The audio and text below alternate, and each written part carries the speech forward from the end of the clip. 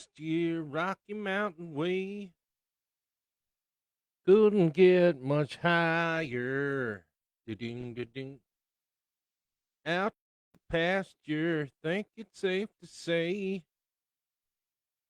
Time to change the batter. How's it going, everybody? Welcome, welcome, welcome, welcome. All are welcome here at the b.hive. And tonight, on Tuesday's Tale, we are going to be talking about, we're going to be reading from my manuscript, The Ballad of Broken Bird. And it is one of my most serious books that I am writing. It's got a lot of the feels in it. If you guys were around for last week's reading or you watched it on the YouTube there, um,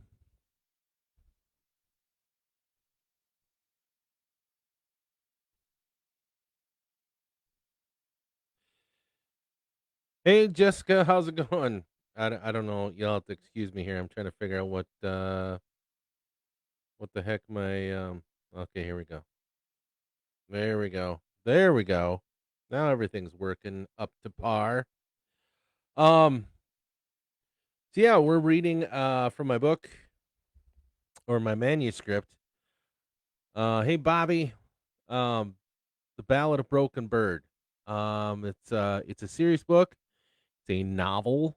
Um no horror stuff is in it, I promise. So Kevin will be able to sleep tonight after reading it.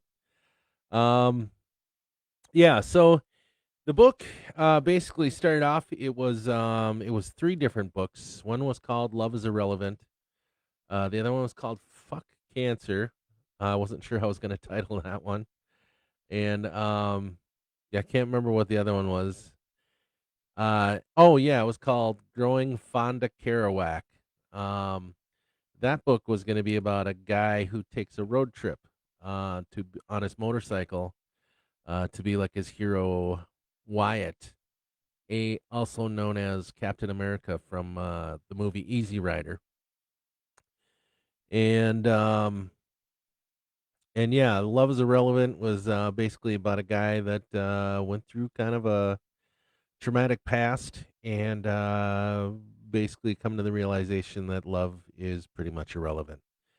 Uh, you're gonna make it through life whether you have it or not. So anyhow, when I started getting into those books, I realized that I was writing the same story, so I decided to scrap all three books and write this one, which is basically all three of them kind of combined together. Um, this book was originally called Growing Fond of Kerouac, and then I changed it to The Ballad of Broken Bird. And yeah, I didn't want to use. I was in a dilemma when I wrote this character. Was he going to be Maori or was he going to be Native American? And I'm not very versed in either heritage. One, I'm not Native American. Two, I didn't grow up in New Zealand. I didn't grow up with my heritage. The only thing I know about my heritage is what I've gathered from my mom's stories.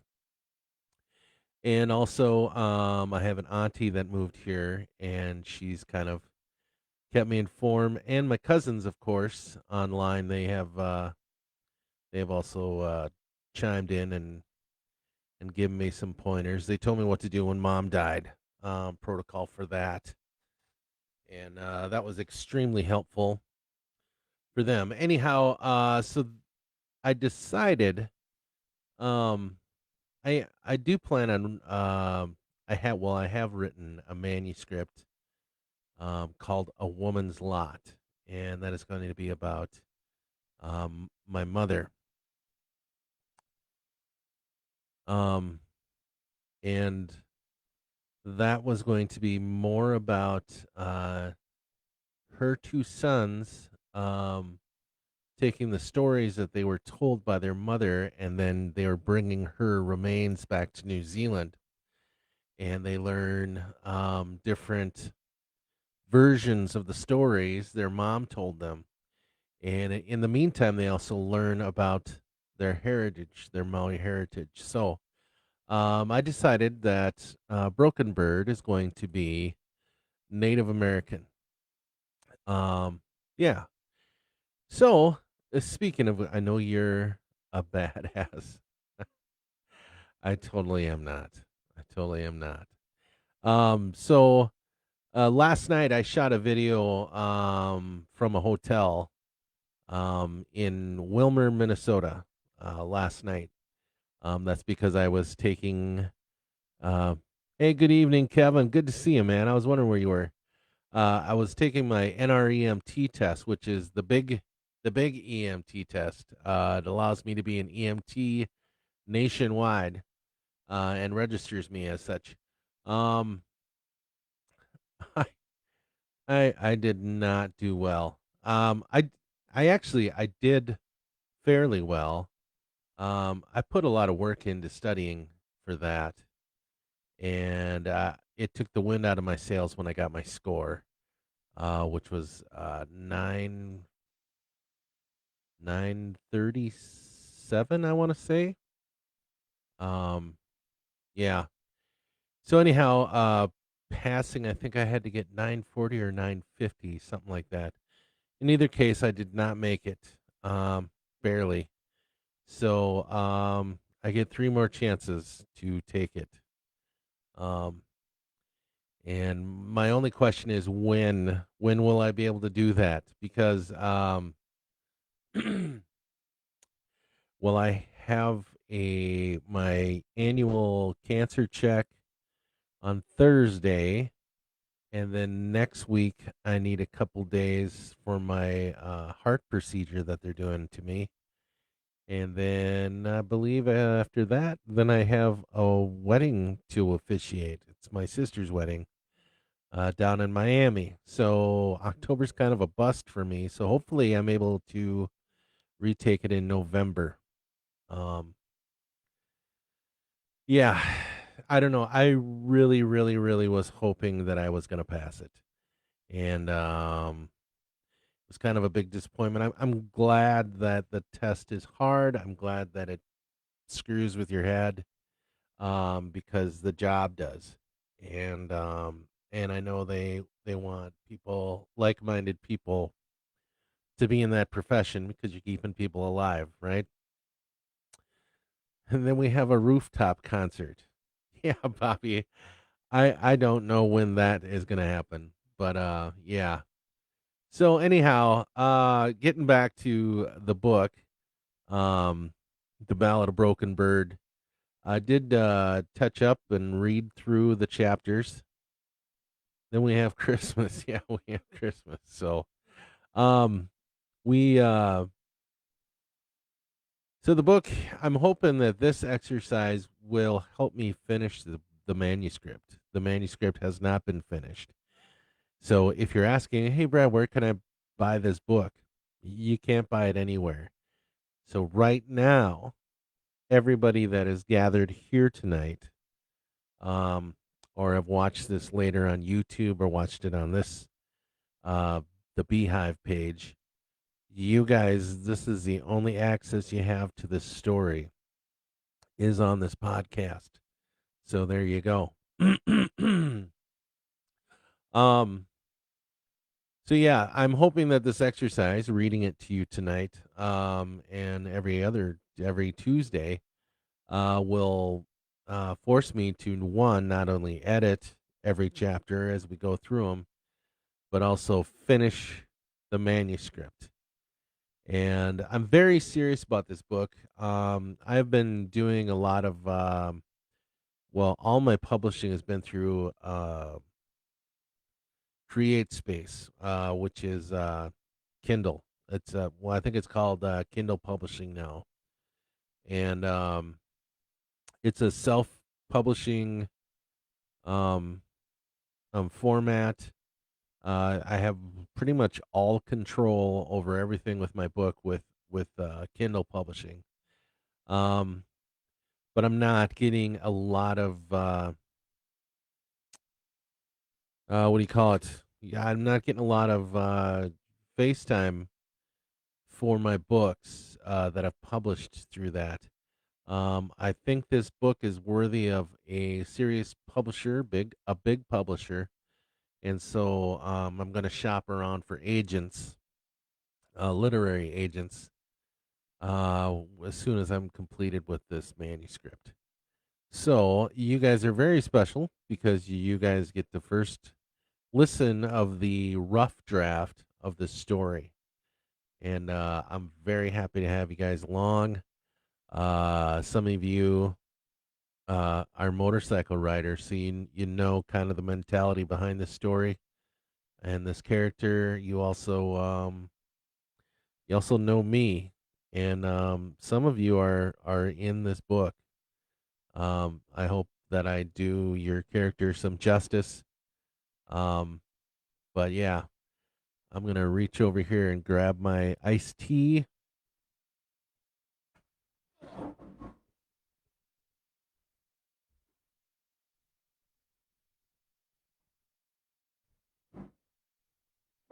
All right. Anyhow, how is everybody doing? I hope everybody's doing good. I hope you guys are relaxed. I hope your week is starting out all right. I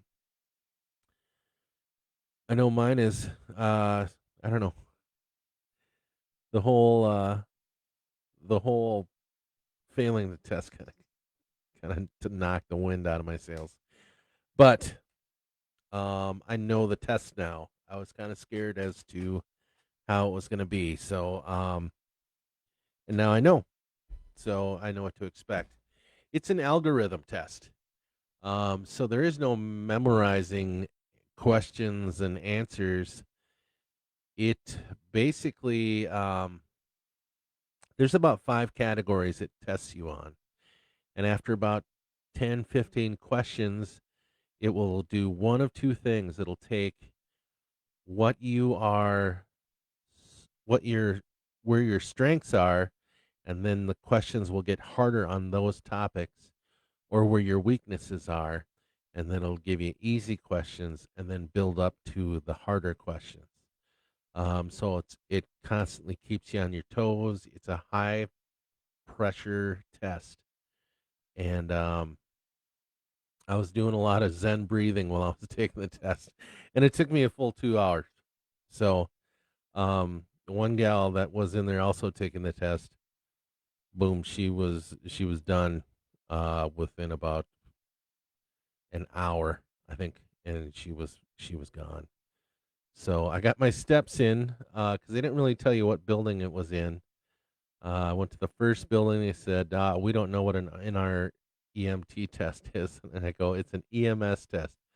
Oh, yeah, you need to go over to Building D. So that's on the other side of the campus. So I'd cruise over there and I get in there and they go, "What are you here for?" And I said, "I'm here to take the NREMT test."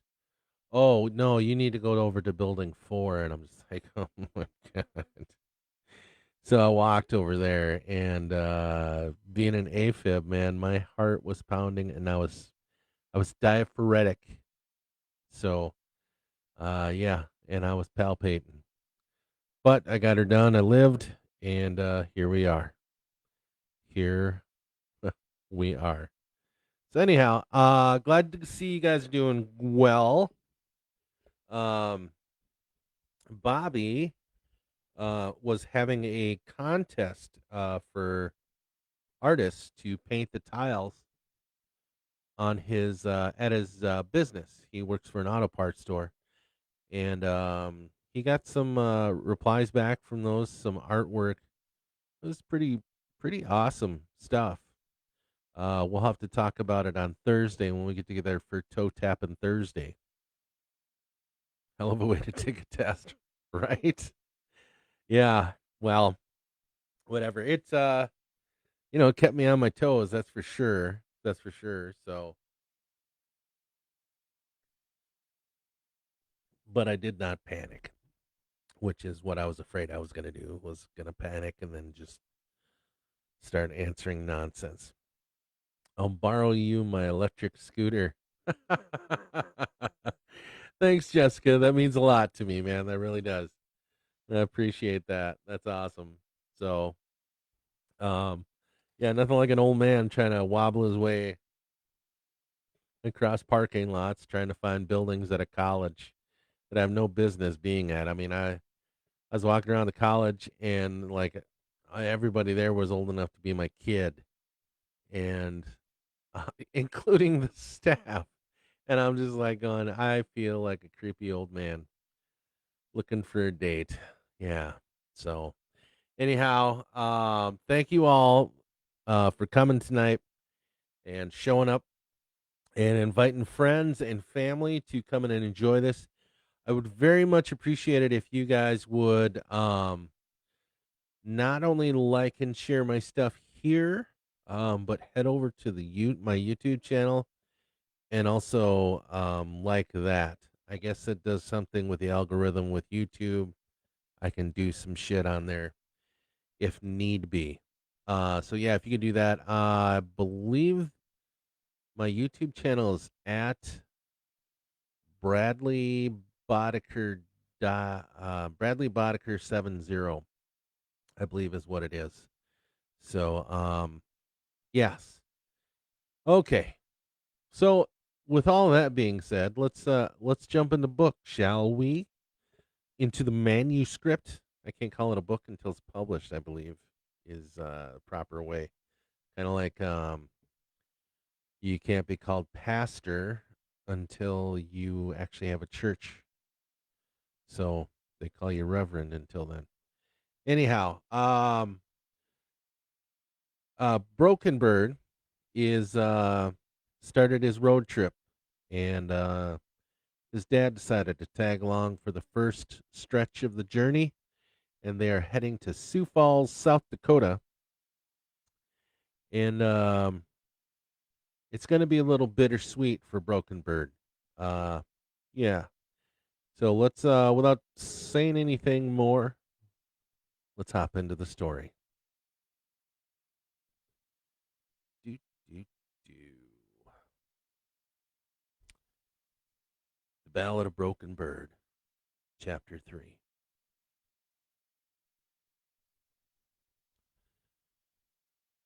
Funny thing, the road.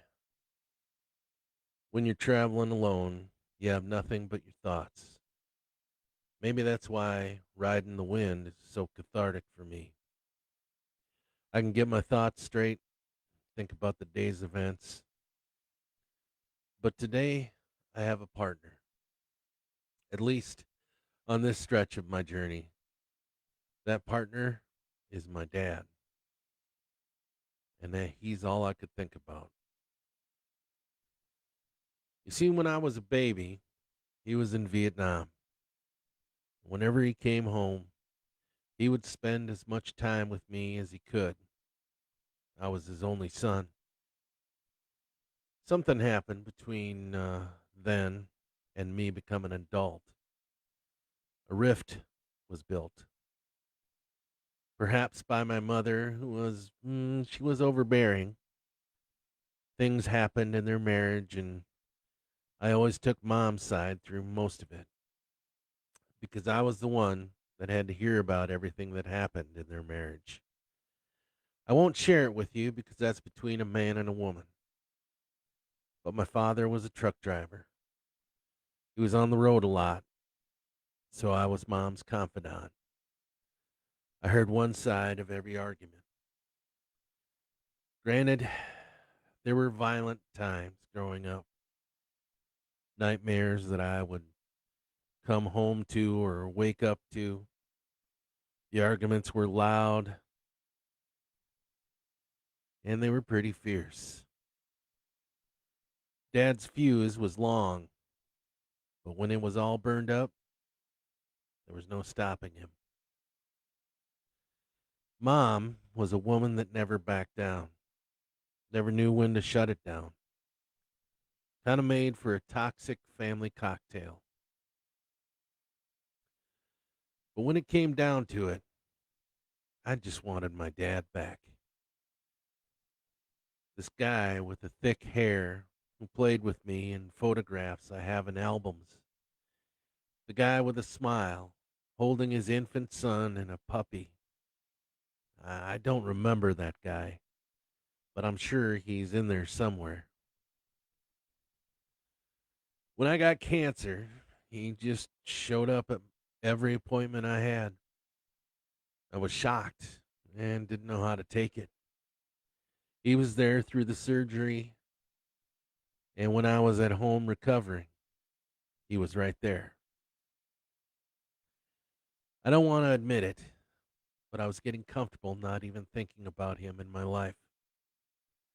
He wanted me in his life. I mean, it took cancer to get us there, but now I don't know what I would do without him. And now here we were.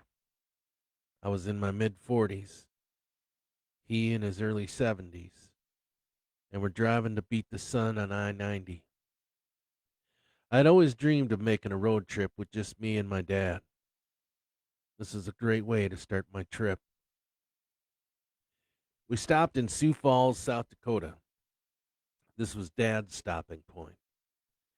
He got us a hotel room and we went over for drinks and pizza at a place called the Red Eye Saloon.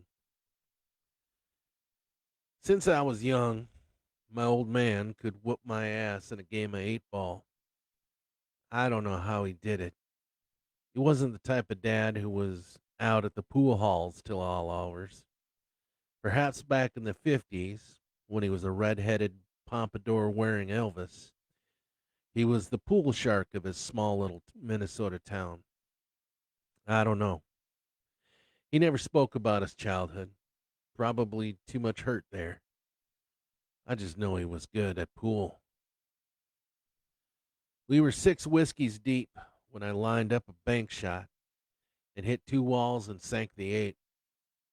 We both stood there in amazement because I never beat my dad in a game.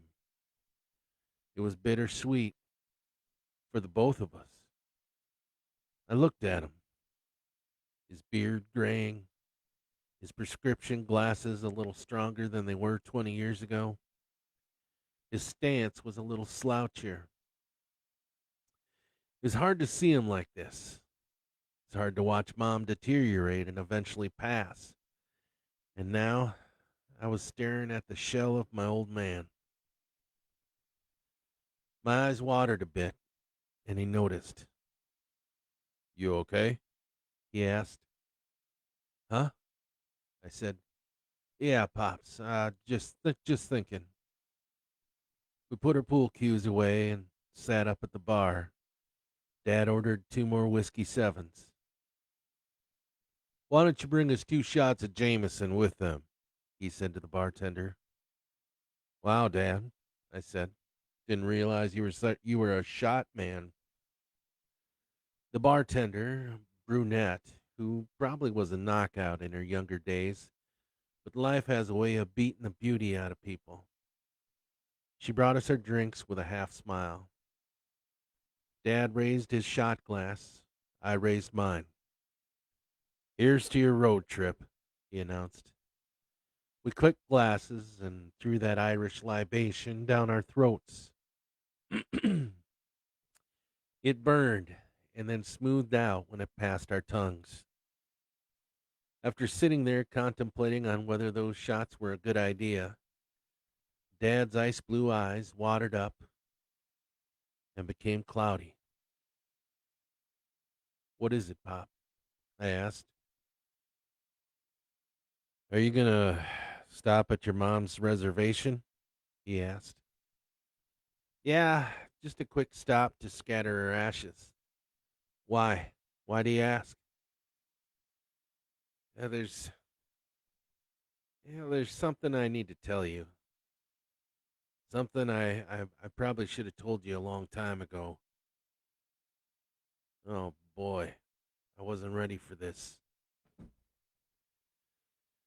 Have you ever wondered why we don't share the same looks? I mean, I've got, okay, had a head full of red hair. I'm pale as an Irishman gets. You, well, you have all your mother's looks. Well, I figured mom's native genes were a little more dominant than your Celtic blood. He grinned, but it wasn't a happy grin. It was a sad one. I spent a lot of time overseas when your mother and I met. I know, it was wartime in Vietnam. I'd be in the Philippines, Okinawa, or Saigon. When I'd come home on leave, well, I always had to go out and find her. Your mom loved to dance, and I usually found her out at the clubs dancing. Yeah, she told me those stories. Well, she didn't tell you everything. What do you mean? Look, I know you're missing your mom, and I'm sorry that she passed away. I, I really am. I know how close you two were. Dad, look, I'm sorry I'm sorry for always taking her side on things, but just let me finish. Sorry. Your mother had an affair back then. Another Indian guy. Not sure who it was. She never told me. Wait, Mom? I'm sorry. You waited to tell me this after Mom died? I was getting upset. Perhaps it was the whiskey. Perhaps it was just another step of grieving. But rage is something I always kept in my back pocket, and I was getting ready to pull it out of my wallet. How dare you do this to me? I spat. How dare you put my mother down like this after she's dead and gone? Who the fuck do you think you. I'm not your father, he muttered, and that stopped me dead in my tracks. I didn't know what to say. Your mother told me after the divorce, he continued. She said she was pregnant when I got back from the Philippines. I assumed you were mine, and we got married. When we moved back to Minnesota, my family questioned it, but I denied it. But I always had a suspicion that they were right. But yeah, I just never wanted to admit it. I didn't know what to say. My rage turned into tears, deep, hard tears that didn't seem like they wanted to stop. Dad put his arm around me and held me. It was one of his patented awkward hugs. I just wanted you to know, he said with his own tears. I thought you deserved to know, considering your circumstances. Uh, I'm sorry. I cleared the snot from my nose with a bar napkin. Tried to compose myself the best I could. There were bar patrons staring at us, and the bartender looked uneasy. I trying to form words.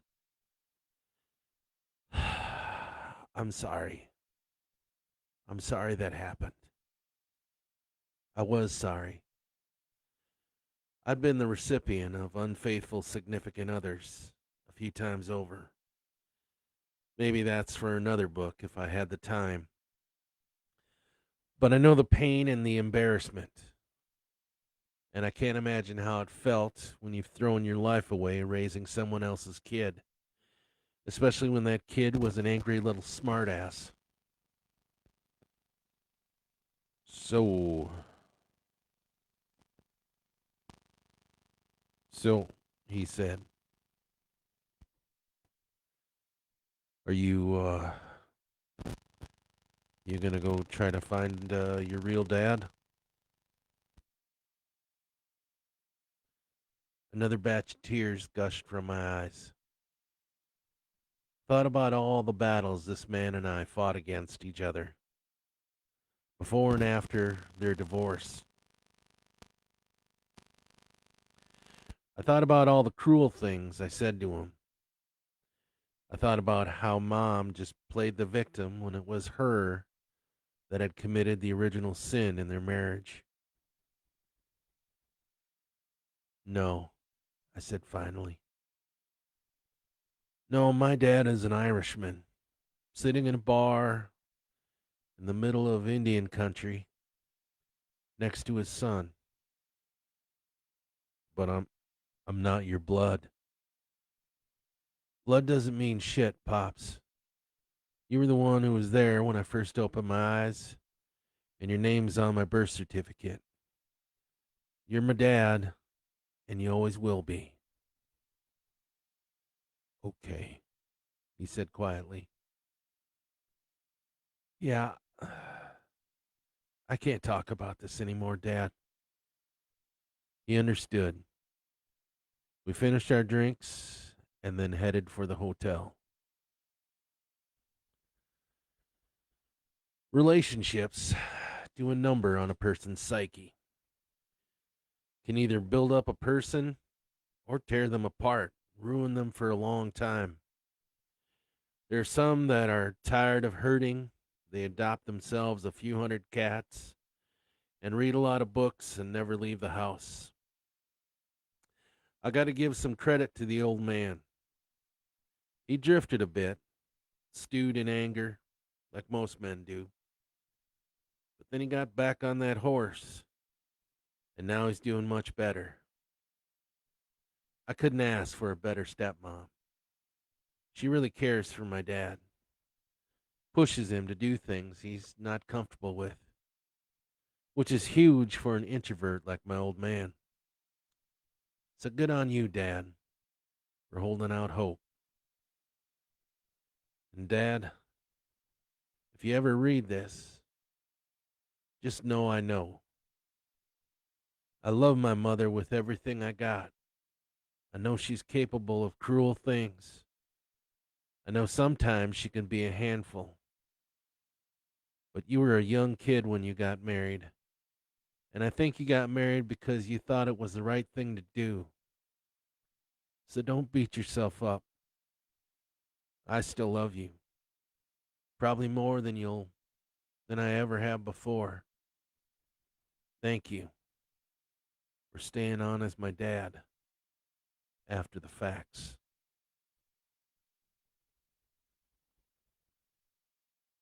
Chapter 4. Yeah, I couldn't sleep. I don't know if Dad slept or not, but he was knocking on my hotel door at 7:30 a.m., wanting to go down for the complimentary continental breakfast.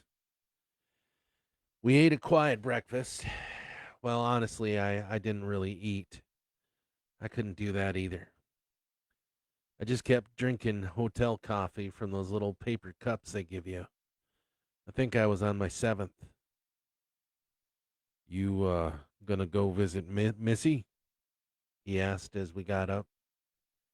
Missy was my sister back in Omaha. I don't know, Dad, I said.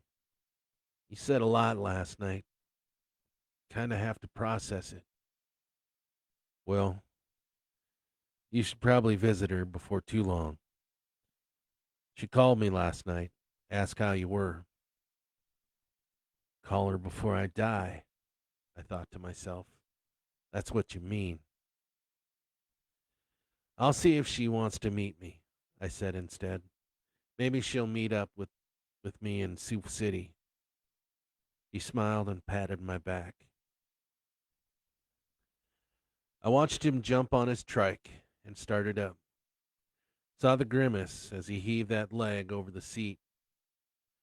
Getting old is a bitch, and it's even more of a bitch when you're watching someone else, someone you deeply love, do it. Keep in touch, kid, he said with a sad smile. I will, Dad. And then I hugged him. When I pulled away, he was handing me a wad of cash. "What's this?" I asked.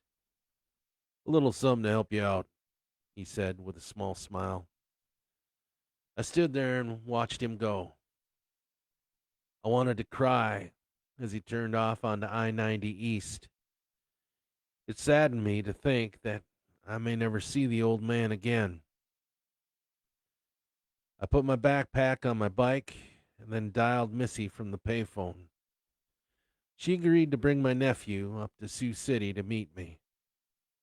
I opened my hand and realized the old man left me $5,000.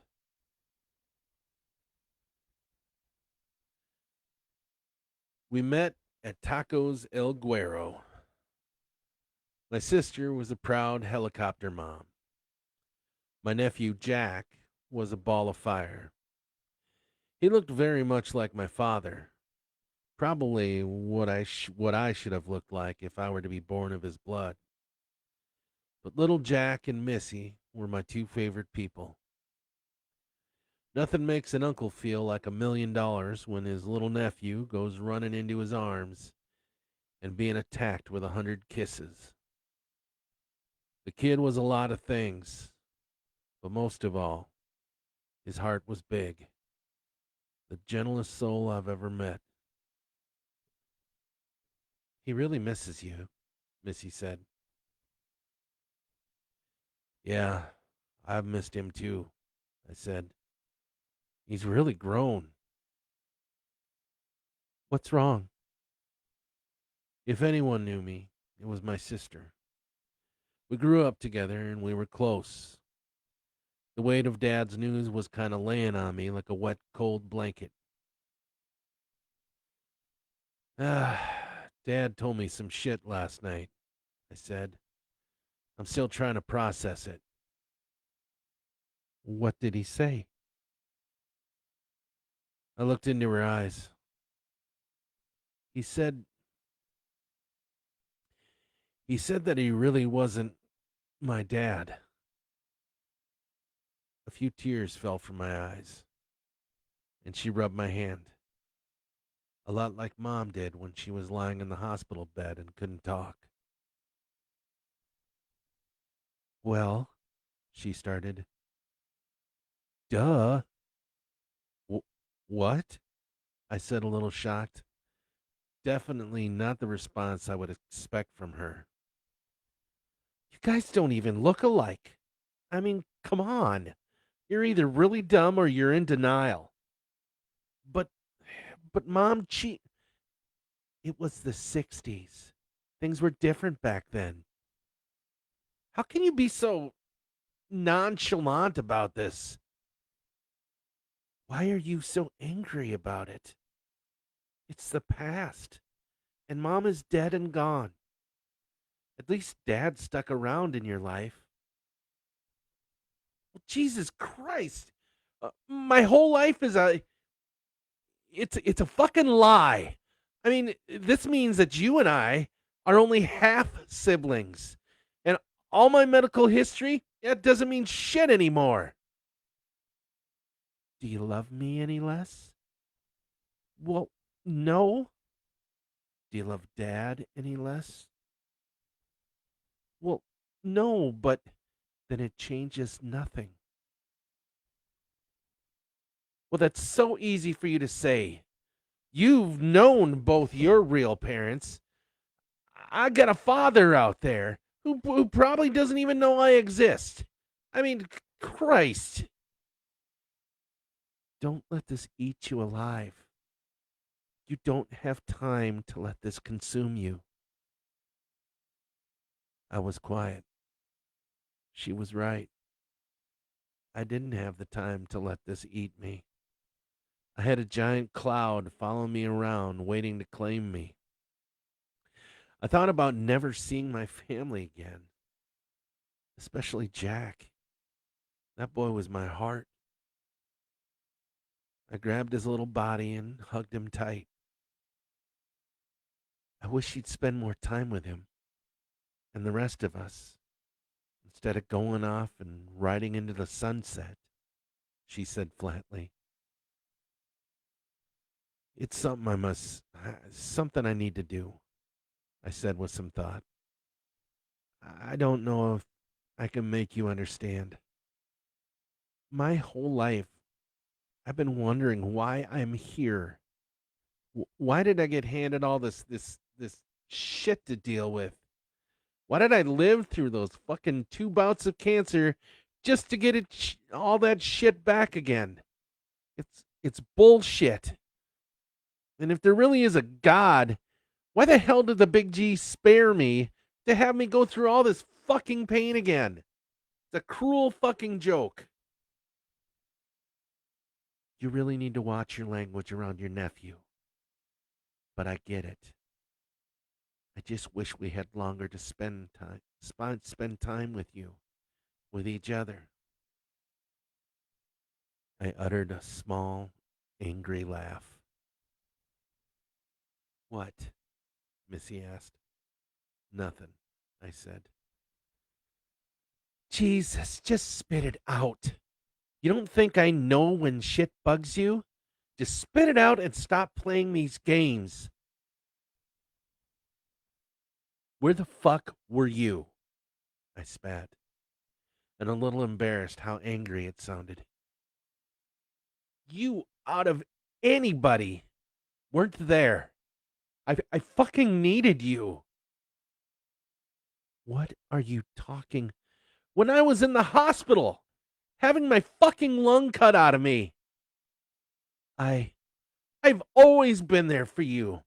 I've never asked you for anything but this one single time when I thought I was on my way out the fucking door. You're a no-show. I sobbed like a little bitch. She sat there looking sad. Jack was worried and went over and grabbed my hand. You okay, Uncle? He asked, only it came out Unca. Yeah, I said, trying to clean up my face. I'm okay, buddy. Do you want me to hug you? Boy, would I. His little arms wrapped around my neck, and he crushed me. I wish that I could hold that little boy in my arms forever, or at least until my breath wheezes from my mouth, my last breath. I'm sorry, I said. I need to get a hold of myself. I'll stop out on my way back. Promise. Don't promise something you have no control over, she said. And then she cried then. And it was short, because she wasn't a crier. We paid the tab and went out. I gave the little man a ride around the block on my bike. He squealed with glee, wanting me to go faster. I gave him a big hug and a kiss and told him I loved him. Are you going to visit the others? She asked, meaning my other siblings. Yeah, when I get over there, I said. They were all on the East Coast.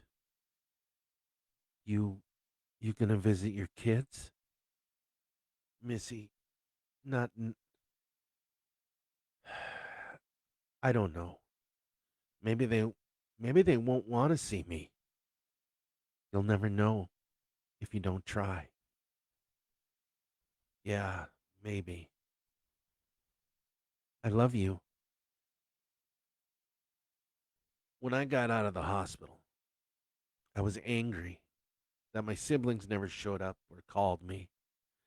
I'd written each of them an angry letter, put them in envelopes, and stamped them, and I was going to send them out and never speak to any of them again. Jean told me to wait for a while before I sent them. I'm glad I did. They all contacted me a couple weeks after I got home to recover. They were scared too. Didn't know how to react if things went south for me. Missy had come to visit me a week after I got home, and she brought Jack. I burned those letters in a campfire one night when I sought solace in the stars of the night sky. I love you too, sis. My bike roared to life, and I shot my nephew a smile. He smiled back, and that was enough to get me to my next destination, the Black Hills of South Dakota. Anger fueled me as well, as it did most of my life.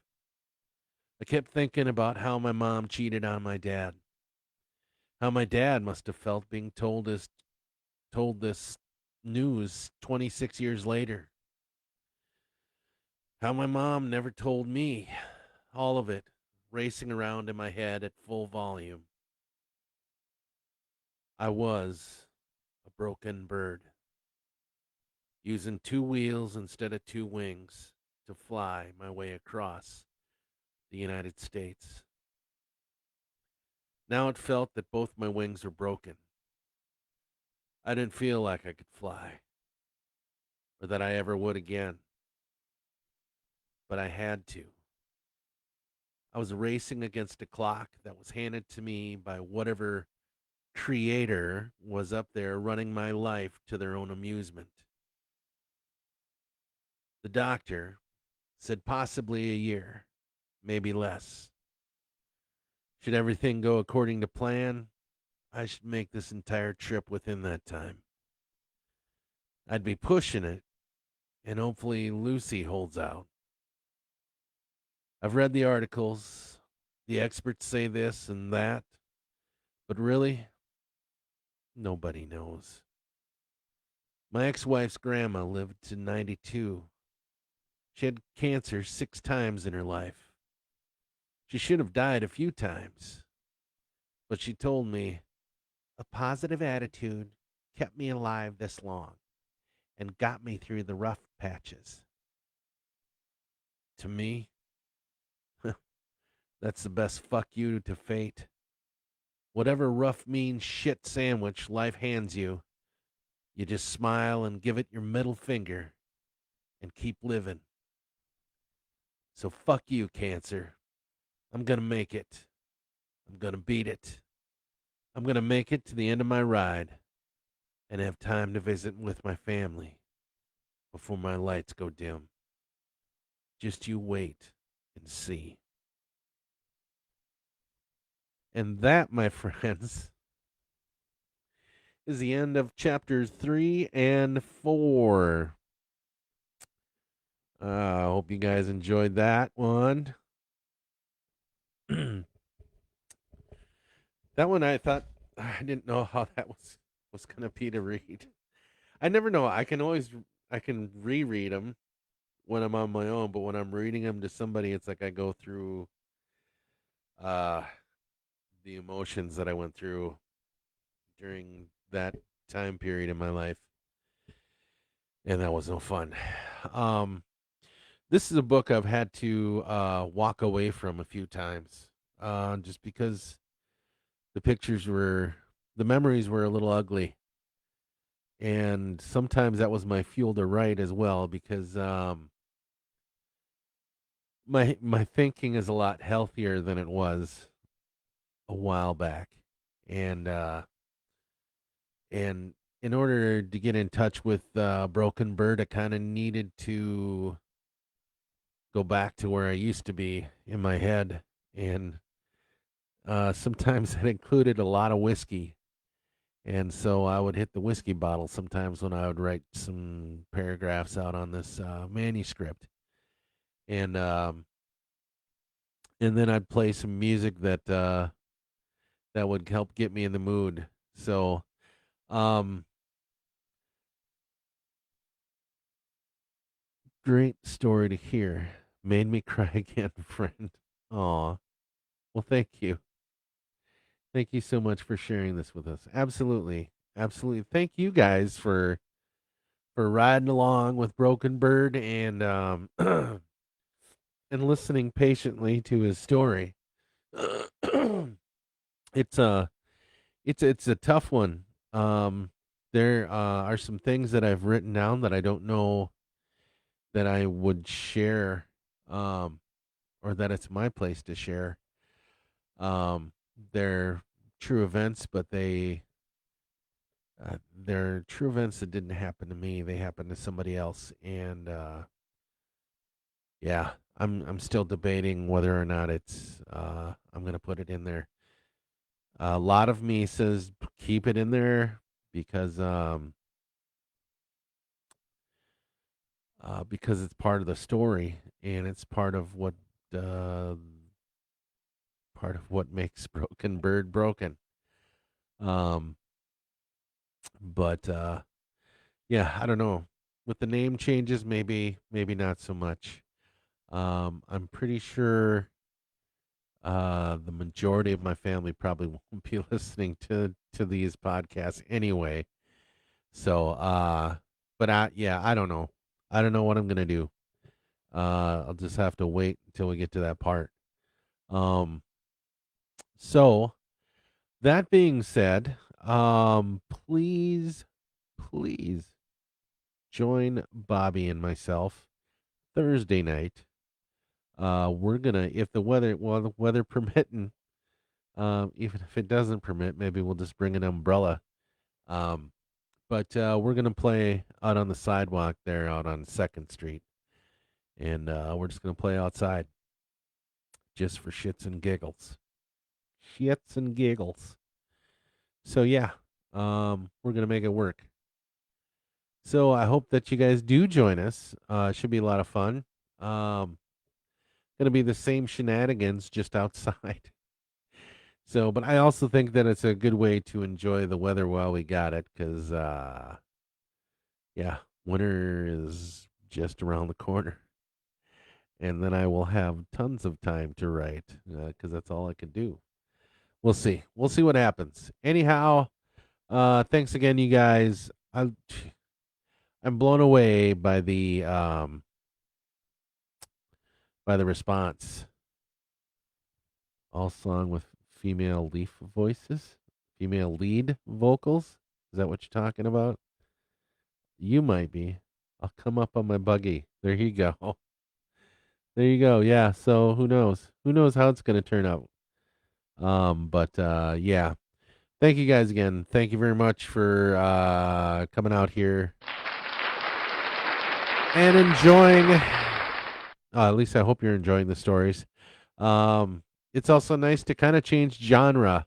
You guys don't have to worry about any jump scares or blood and gore, or monsters or demons. I will warn you ahead of time. There are ghosts, not goats, ghosts, um, that will be visiting spirits, visiting Broken Bird through his journey. So yeah, so be ready for that. Anyhow, thanks again for joining me. We'll see you guys in a couple of days on Toe Tapping Thursdays with me and the wild hair. And yeah, I look forward to seeing you guys then. Um, Coffee with friends on Sunday. That might be a possibility, Bobby. That might be a possibility. So, anyhow, let's talk about it on Thursday, man. We'll make some plans. All right. All right. Good to see everybody. Peace and a bottle of hair grease. And here, this is for Bobby and Kevin. There we go. Pa. All right, you guys. I fucking love you guys to death. Thank you very much for hanging out with me. Thank you for supporting me and all of that jazz. I really appreciate it. Mahalo. Have a good night, Kev. Have a good night, everybody.